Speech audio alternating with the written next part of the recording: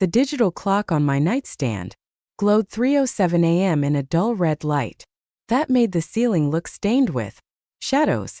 My throat felt dry and bitter, as if I had swallowed ash.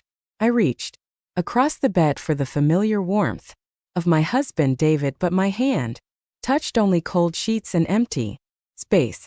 Where did he go? I whispered to myself. David had been restless lately, always pacing, always checking his phone, always complaining about pressure at his construction company. I told myself he was just stressed, but something in my chest felt tight and wrong. I picked up my phone to open the living room security feed. Since we adopted our British shorthair cat, I had gotten used to checking cameras when I heard noises at night. My finger slid across the screen, but instead of the living room, I accidentally opened the dashcam app for my new SUV. The screen lit up and showed our garage bathed in yellow light, and that is when my blood turned to ice. David was lying on his back under my car, wearing gray sweats and rubber gloves. A small flashlight was clenched between his teeth. In his hand he held a pair of steel wire cutters. He was not fumbling.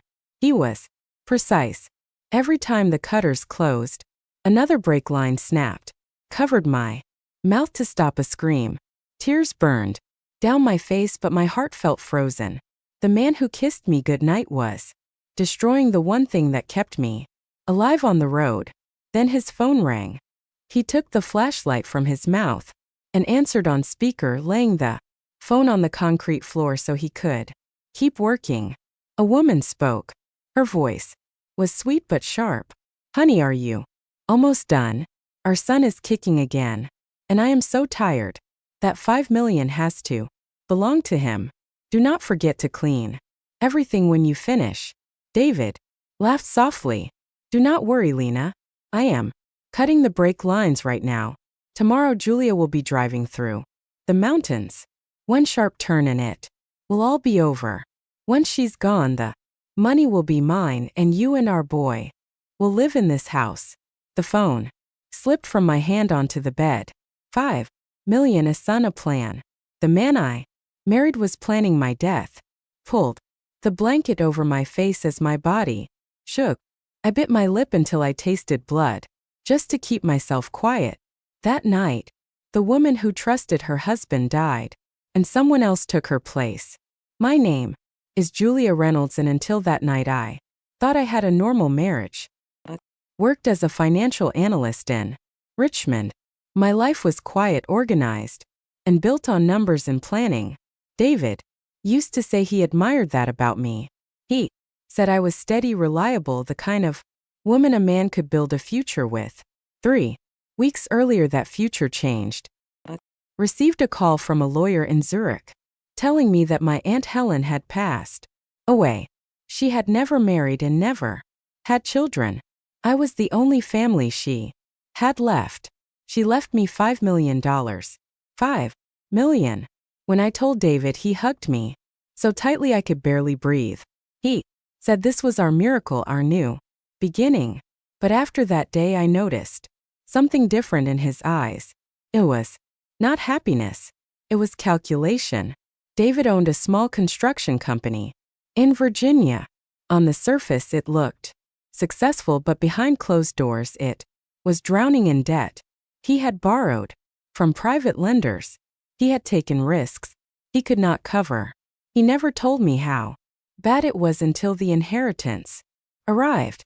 Suddenly, he talked about joint accounts, about moving my money into his company, about how everything in a marriage should be shared.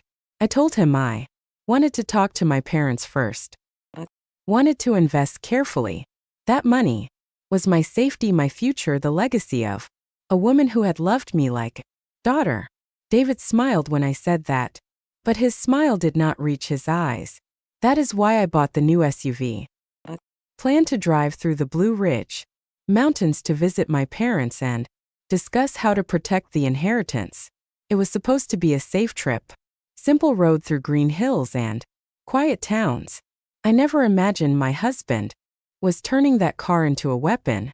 $5 million did not just change our bank account, changed the man sleeping beside me. I lay in bed staring at the dark ceiling long after the dash cam feed went black. My body wanted to scream. My hands wanted to shake David awake and demand answers, but something deeper inside me went cold and clear. If I screamed, I would be dead. So I stayed silent. I carefully saved the video from the dash cam. Then I sent a copy to a secret email account I had created years earlier when I worked with broadcases. I also copied it onto a small USB drive and hid it inside the lining of my makeup bag. Only then did I let myself breathe. I did not cry like a broken wife. I cried like someone who had just survived an ambush. I kept thinking about Lena and the child she mentioned, about the way David laughed when he said my life would end on a mountain road, about how easy it was for him to plan my death. In that moment I understood something that every woman should know. Danger does not always come with raised voices. Sometimes it comes with kisses and coffee in the morning. When the first light of dawn crept through the curtains, I stood up and went to the bathroom. I looked at my reflection. My face looked pale, but my eyes were different. They were awake. Tonight the naive wife died. The woman in the mirror was someone else, someone who would survive, someone who would make sure the truth came out. When David came back into the bedroom an hour later, he slid under the covers like nothing had happened. He wrapped an arm around me and kissed my hair. "Sleep well," he whispered. I lay still, pretending to breathe slowly. In my mind I was already planning my escape and his downfall. The morning sun filled our kitchen with a warm golden light that felt crewy out of place. Coffee steamed on the counter. Fresh bagels sat on a plate. From the outside our home looked peaceful. From the inside it felt like a trap. David sat at the table reading the business section of the paper. When he saw me, he smiled and pulled out a chair. "Good morning, sweetheart. I got your favorite bagels. You should eat before you drive. The mountain roads are long and steep." I poured myself coffee and forced my hands not to shake. "You are always so thoughtful," I said. "Did you check the car properly yesterday?" "Just feel a little nervous about driving that far." For a fraction of a second, his eyes shifted away. Then he smiled again. "Of course I did. It is a brand new SUV. I even took it to the dealership. Everything is perfect. You have nothing to worry about." "Nothing." The word made my stomach twist. I nodded and sat down across from him. I watched the man who had promised to protect me lie to my face as easily as he sipped his coffee. "You will be careful up there," he said softly. "Those curves can be dangerous." I wanted to laugh. He was not worried about curves. He was worried about me surviving them. I buttered a bagel slowly and took a bite. Every swallow felt heavy in my throat. I had never been so close to someone who wanted me dead. The doorbell rang, suddenly cutting through the tension. David looked relieved. "Saved by the bell," he said with a light chuckle. But I knew better. Something was coming, something that would decide who lived and who did not. The front door swung open and Brooke Reynolds walked in like she owned the place. Her long blonde hair was messy and her phone was already in her hand. Behind her was her boyfriend, a rough L-looking young man named Kyle, who smelled of cigarette smoke and trouble. Brooke did not even say hello. "Julia, we are taking your new SUV today," she said. "My car is in the shop and Kyle promised his friends a mountain trip. We cannot show up in something old and embarrassing." Before I could answer, Margaret Reynolds came out of the kitchen, wiping her hands on a towel. "Oh, let her take it, Julia," she said. "You are rich now. Car sitting in the garage will just go bad. Let Brooke enjoy it." David froze. I saw sweat form at his hairline. He knew that car was no longer just a car. It was a coffin on wheels. But he could not stop them. If he did, he would have to explain why. I pretended to hesitate. But I was going to drive that car to see my parents today. I said it was just serviced. I am not sure it is ready for a long trip yet. Brooke slammed her hand on the table. Do not be cheap, Julia. Just because you got some inheritance, you think you are better than us now. Margaret turned on me. Why are you being so difficult? She is your sister-in-law. Let her use the car. All eyes turned to David. Say something. Margaret snapped. Are you afraid of your wife? David swallowed. For a moment I thought he might stop it, but pride won. He sighed and looked at me. Just let her take it. Julia, it is just a car. Just a car. Slowly reached into my purse and took out the keys. I placed them on the marble counter. The sound of metal against stone was sharp and final. Fine, I said quietly. Just be careful, Brooke. That car has a lot of power. Brooke grabbed the keys with a grin. Now that is more like it, she said. David reached out too late. Brooke and Kyle were already heading for the door. I watched them go, knowing exactly what those keys meant. They did not unlock a luxury vehicle. They unlocked the gates of hell. The roar of the SUV faded down the driveway and left behind a silence that felt thick and heavy.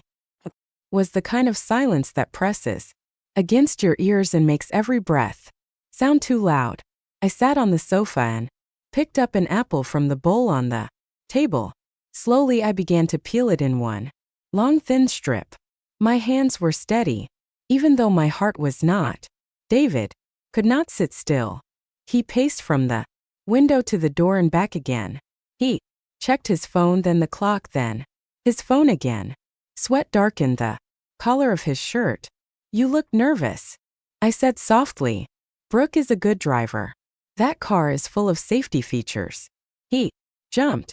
I am just worried, he said quickly. Those mountain roads are dangerous and she likes to speed. Watched him closely. He was not afraid for his sister. He was afraid the brakes would not fail when he needed them to. The clock ticked loudly on the wall. Each second felt like a slow drum beat. 1 hour passed, then 2. The house felt like a waiting room for something terrible. David picked up his phone and put it down again, over and over. His hands shook. He was waiting for a call. And so was I. The phone finally rang. The sound was so loud in the quiet room that David flinched like he had been struck. He stared at the screen for a moment. An unknown number. His hand trembled as he answered.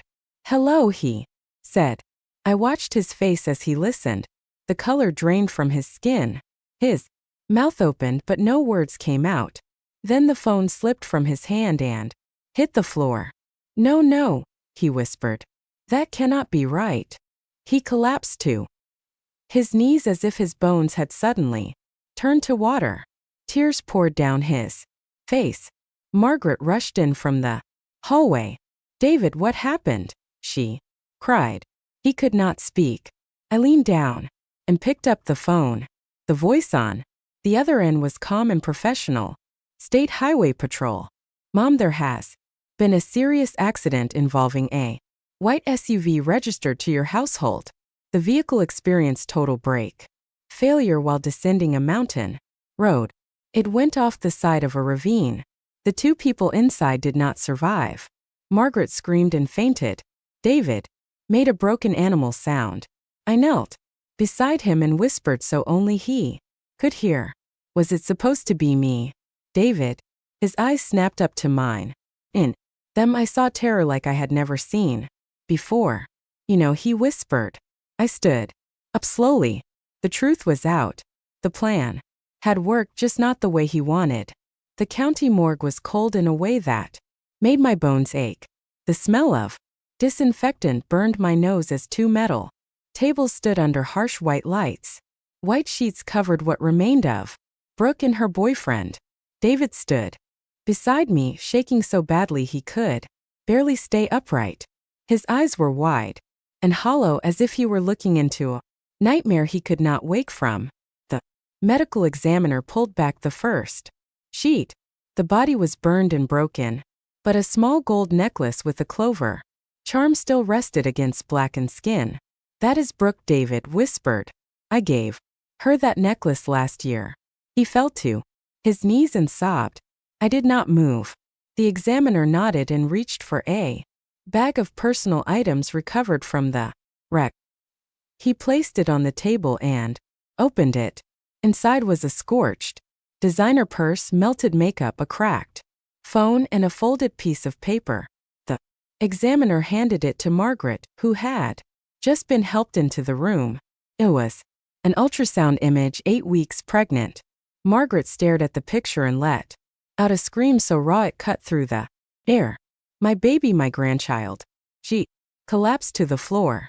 David looked like he was going to vomit. 2 lives gone because he wanted money and a son.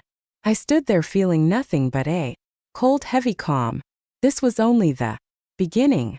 The police station smelled of old coffee and paper. David sat beside me at a metal table, his hands shaking. In his lap, a senior investigator leaned forward with a calm but sharp gaze. "Mrs. Reynolds," he said, "why was your sister-in-law driving your vehicle this morning?" I swallowed and spoke softly. "Brooke came to our house and demanded to borrow the SUV. I did not want to give it to her. I planned to use it myself, but David said I was being selfish. He insisted I give her the keys." The investigator turned to David. "Is that true?" David nodded weakly. "Yes," I continued. "Few days ago I heard a strange clicking sound from under the car when I parked it in the garage. Wanted David to check it, but he said it was nothing. This morning I tried to mention it, but everything happened so fast." David snapped. "That is not true. You imagined it." The investigator raised an eyebrow. "Mr. Reynolds, why are you so upset?" David wiped sweat from his face. "Because she is confusing things. The car was new. There was nothing wrong with it." I looked down at my hands. "I just wish I had insisted. If I had, maybe Brooke would still be alive." The investigator made notes. David did not realize it yet, but the trap was closing around him. That night I sat alone in the guest room and finally allowed myself to breathe. My phone felt heavy in my hand as I called my father. "Dad," I said, my voice breaking. "David tried to kill me." There was a long silence. Then his voice turned hard. "I am coming." "Not yet," I said. "I need you to do something smarter. Call Mr. Adams, our family lawyer. I want every joint." Count frozen immediately. After I hung up, I called Mr. Adams myself. Explained everything in a low, steady voice. Within an hour, emergency papers were filed. David could not move a single dollar without being flagged. Then I checked the dash cam files again. 3 copies, 1 on the USB, 1 in my email, 1 in the cloud. Insurance. That video was my shield. And his end. I lay back on the bed, staring at the ceiling. For the first time since 3 o'clock in the morning, I felt something close to control. Brooke's funeral was held 3 days later in a quiet Whitechapel outside of town. The air smelled of flowers and incense, and grief hung over the room like heavy fog. People whispered as they walked past the casket. A young woman, dead in a new luxury car, always made people curious. David stood beside me in a black suit, his face pale and tight. His eyes kept scanning the room as if he expected someone to shout the truth. Then the doors burst open. Margaret staggered inside, supported by 2 relatives. Her hair was loose, her face streaked with tears. "My daughter," she cried. "My baby." She rushed toward the casket and began beating the wood with her fists. Someone killed her. A new car does not just fail. The room fell silent. I stepped forward. "Mom, please. She needs peace." Margaret turned on me. "You," she screamed. You gave her that car. You knew something was wrong. You wanted her dead. Before I could react, her hand struck my face. The sound echoed through the chapel. I fell to the floor in shock. David froze. I looked up at him, tears streaming. David, tell her the truth. You told me to give Brooke the keys. All eyes turned to him. He grabbed his mother roughly. Stop it, he hissed. You are making a scene. His fear was louder than his grief. People began to whisper. The perfect brother was cracking. While everyone was distracted by the chaos in the chapel, I stepped quietly into a side hallway. I took out a second phone I had prepared days earlier and opened a photo.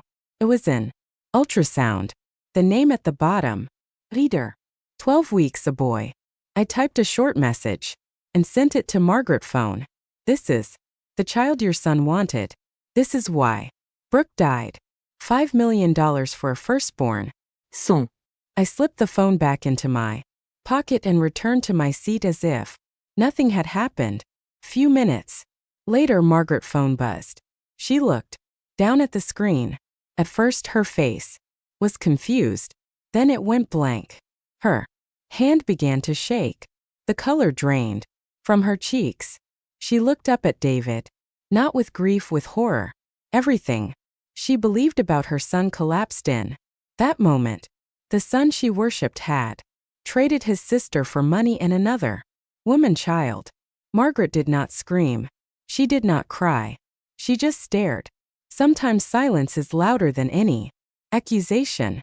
That evening, David came home like a storm. His tie was loose. His eyes were red. He slammed the door so hard the walls shook. Why are all my accounts frozen? He shouted. What did you do? I sat on the couch pretending to be afraid. I do not know what you are talking about, I said. Maybe the police did it because of the accident. He grabbed the edge of the table. You think I am stupid? The bank said it was because of a marital dispute. You did this. Margaret came down the stairs slowly, holding her phone. David, she said quietly. Who is Lena? He froze. I told you to mind your own business. He snapped. She held up the ultrasound. Who is this child? David face went white. You have no right to that, he said. Margaret walked closer. You killed my daughter for this. David lost control. It was supposed to be Julia. He shouted. Not Brooke. She was not meant to be in that car. The room went silent. I reached behind the vase and pressed a button on my phone. Recording. Margaret stumbled back. What did you say? David covered his mouth. Too late. He ran upstairs and slammed the door. The truth had finally come out. The next morning, the police arrived with calm, serious faces. David sat at the kitchen table, staring into his coffee like it held answers. Margaret had not slept. Her eyes were swollen and empty. An investigator placed a small black USB drive on the table.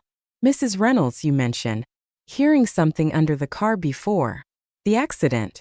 We would like to see any recordings you may have. I nodded and handed them the USB. The screen came to life. There was David in the garage at 3 o'clock in the morning. Gray sweats, rubber gloves, steel cutters. The sound of metal snapping filled the room. Then, Lena's voice played through the speakers, talking about their son and the $5 million. Margaret covered her mouth. David stood up so fast his chair fell over. Turn that off, he shouted. The investigator did not. David's voice came through the recording, calm and cold. Once Julia is gone, the money will be mine. Margaret collapsed. David dropped to his knees. It was over. There was nowhere left to hide. The trial moved quickly once the evidence was public. There was nothing David's lawyer could say to explain a video of him cutting break lines or recording of him planning my death. He stood in court, thin and broken, as the judge read the verdict. 20 years. No parole for a long time. I did not feel happy. I felt finished. The divorce was granted the same week. Every account was reviewed, every asset traced. Most of what David had once called ours was returned to me. The $5 million from my aunt was finally safe. I sold the house. Too many memories. I kept only my clothes, a few books, and my cat.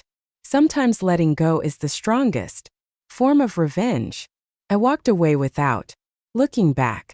3 years passed like a long, quiet breath after a storm. Moved into a small apartment in the city, with big windows and soft light. It was not as large as the old house, but it felt safe, and that mattered more than anything. I went back to work and slowly rebuilt my confidence. Numbers made sense again. So did mornings and evenings and weekends that belonged only to me. I invested part of my inheritance into a chain of organic food stores. Started with one small shop and grew from there. I learned how to trust my judgment again. I learned how to listen to that quiet inner voice that had tried to warn me before everything fell apart. Sometimes memories still visited me, not as nightmares but as faded scenes from a film I once watched. David voice, the garage, the sound of metal snapping.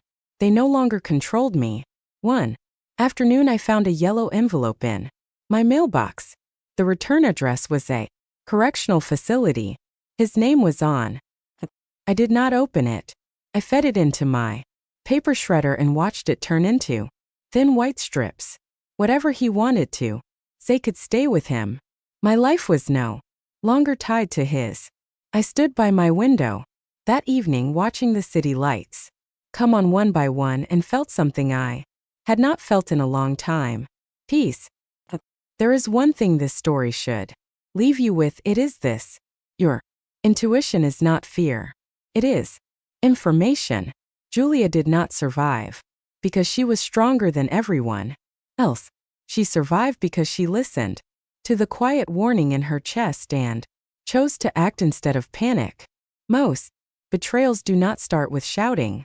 They start with small lies, with financial pressure, with someone slowly treating you like a resource instead of person. If someone suddenly becomes obsessed with your money, your control, or your future, pay attention, protect yourself. Document everything and never ignore the feeling that tells you something is wrong. If this story touched you, please take a moment to like this video. It helps this channel reach more people who may need to hear these stories. Share it with someone you care about. And in the comments, tell me where you are watching from and whether you have ever trusted your intuition and been proven right. This is the art of revenge.